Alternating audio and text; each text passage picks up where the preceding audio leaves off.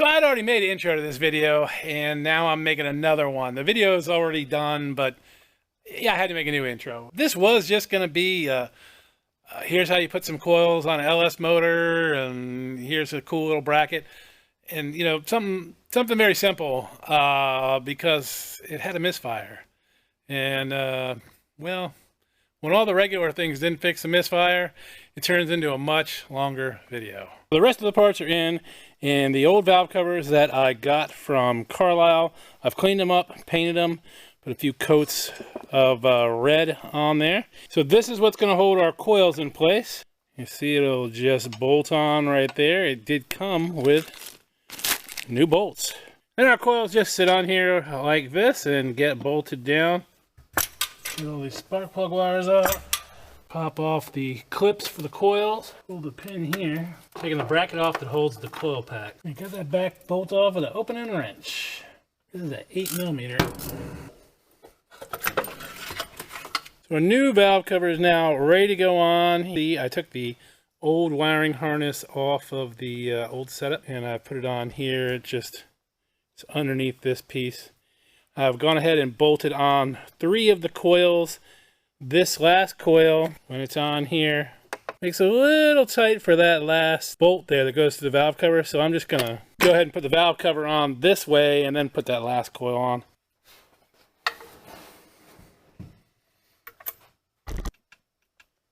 Here's the completed look on the passenger side. Now this is the side that was missing. I'm gonna go ahead and fire it up. Make sure it's running okay. Make sure we don't have any leaks. And then I'll knock out the driver's side. You can see what a difference it makes. I mean, it's still an LS, so it's not pretty, but looks better than it did.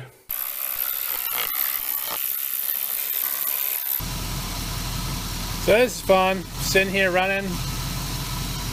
I went to give it a little bit of gas. Check this out. Nothing. So now, after letting it run for a little bit, I've determined there's a problem in the drive-by-wire system. Great. Normally you just plug that into the old OBD2 port, figure out what's wrong with it. There's no OBD2 port on here. Gonna have to figure out the wiring for that and put one in so I can figure out what's going on. I don't know why you would cut that out of the harness. I don't understand. Just another project car challenge.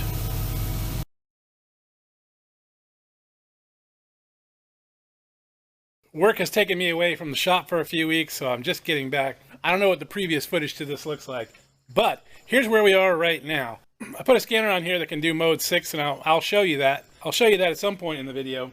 And what I determined was our misfires were coming from cylinders 2 and 6. Now we had already replaced all the coils and the plug wires and the plugs as just kind of a shotgun approach to troubleshooting. It looked like it had the original plug wires, and you know, the plugs were old and coils probably original, so I didn't mind just going ahead and putting all that stuff on it and hoping that fixed the problem, but it didn't fix the problem. So 2 and 6 are our culprits. So I went ahead and put old coils back on. That seemed to solve the issue with number 2. It doesn't have any more misfire counts, but 6 we still have a problem.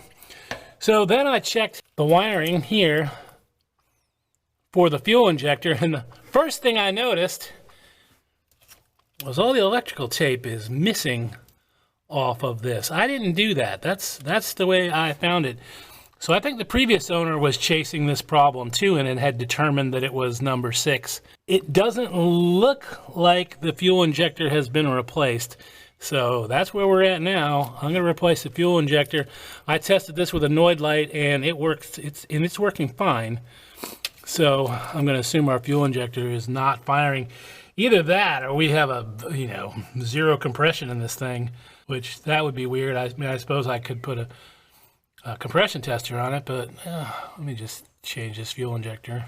As luck would have it, I happen to have a spare intake manifold for a truck lying around. It has all of its injectors. So we're just going to go ahead and rob one out of here.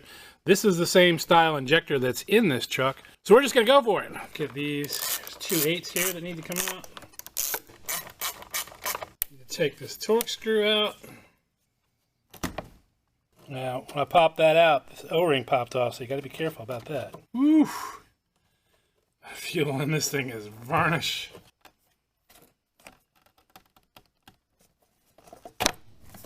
Here's our injector. I hit it with a little bit of throttle body cleaner. You just have to work it out of the top rail. This fuel injector comes out the exact same way as the one we just did, only there's more crap in the way, which is why I showed you on the other one. All right, I'm gonna get this one out. So the main reason I hadn't shown you the scan tool yet is because I didn't want to start the truck up, because this line is pressurized when it's running, and it takes a while for that pressure to die down. The truck hasn't run in a couple days, so hopefully there won't be much pressure in here. But to release this pressure, there's a Schrader valve right here. You just push that in. You'll get gas to come out of there if there's a lot of pressure. Be careful. That was so easy, I actually didn't take any video. Oh, well, let's fire it up and see how she sounds. Yeah, I'm gonna hit that a couple times. Maybe one more. Should have good fuel pressure now. Maybe not.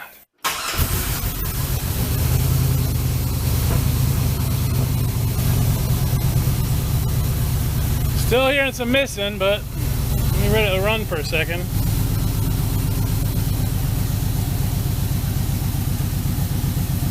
I don't think that made a difference. Just check and make sure we don't have any gas leaks. Everything looks good.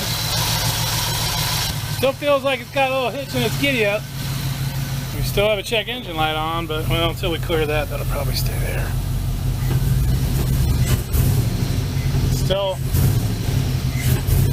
hesitating off idle. Break out the scanner. So I have an OBD Link MX Bluetooth device plugged in.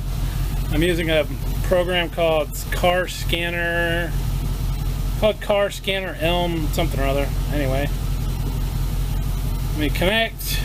All right, we're gonna do all sensors. And then we're just gonna scroll way down. Here is our misfire history. You can see, well, we got cylinder 5 is misfiring too. But anyways, if you look at 6, you can see we've got a lot there. But that is the history. We want the real stuff. Here's our current. So we got 5 and 6 going crazy. 5's on the other side of the engine. All right, well, I guess we're taking the intake manifold off. Yeah, it looks a little different. This is the intake side of number 6. And nothing obvious. There's some kind of weirdness down here, but nothing more than any of the other ones. When we flip it over, though, here's like number 4, number 2. Look at this little section right here. I think that might be the culprit. That whole section does not look right.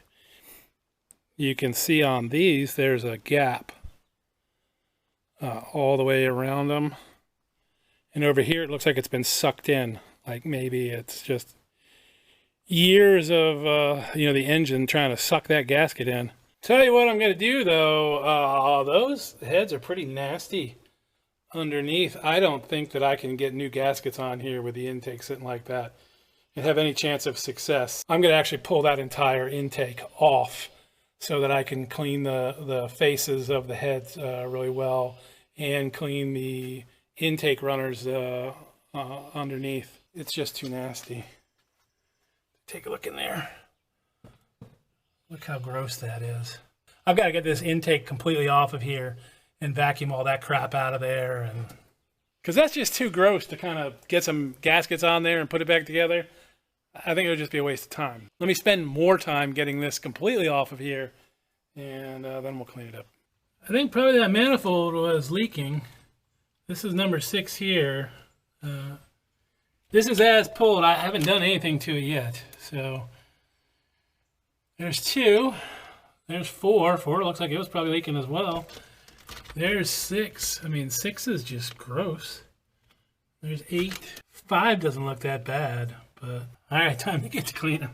I'd say that looks a whole lot better. Of course, now I'm out of brake clean, and I still need to do the underside of the intake manifold. Alright,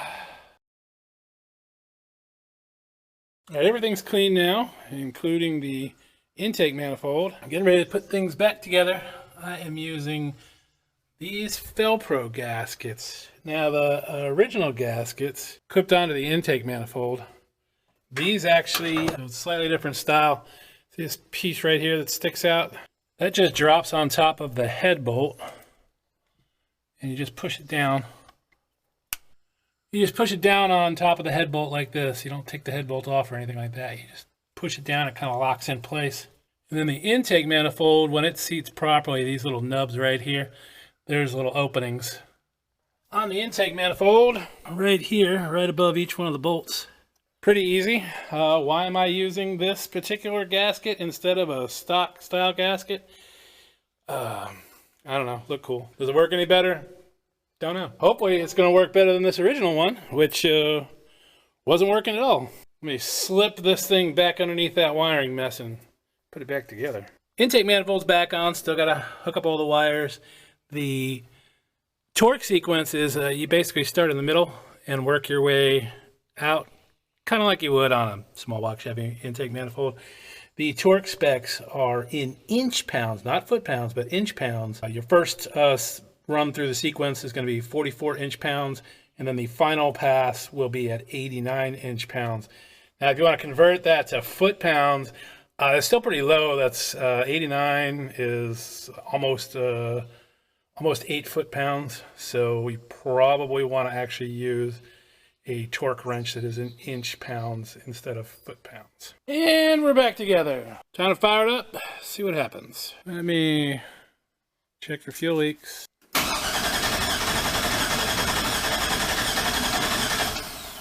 That's weird.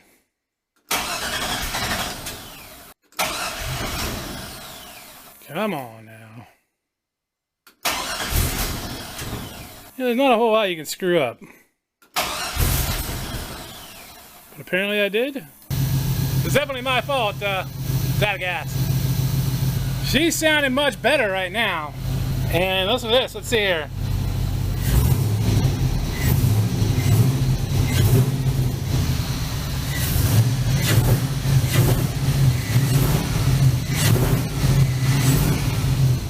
There's no stumble off idle anymore. Yeah, I don't see any leaks. Let me plug in our code reader and take a look at the misfire counts and see what we got going on. Well, see if we have anything going on. Here's our current misfire count. I'd say we mostly solved it. 8's got a couple, but that looks much better. The problem definitely was the intake manifold gaskets. Those have been replaced. It's working fine now. If you remember, this video kind of started out replacing the plug wires, plugs, all the coils. And then in our troubleshooting process, we swapped out 2 of the coils with the original GM coils. And then we also swapped out one of the fuel injectors with a different fuel injector. All of that's back the way it was now. So we've got all 8 brand new coils on here. They all work fine. There's no misfires. So there was no problems with any of the parts that I put on here. I just want to make that clear. These coils are all working fine. All the parts I use, all that good stuff, it's all in the description. So if you want to use them, look at them, see what the price is or whatever. That's all there. I hope you found this useful. Please like, subscribe, comment, all that good stuff. There's a bunch more videos on this truck. There's more videos coming on this truck. At some point, I got to put some door glass in there.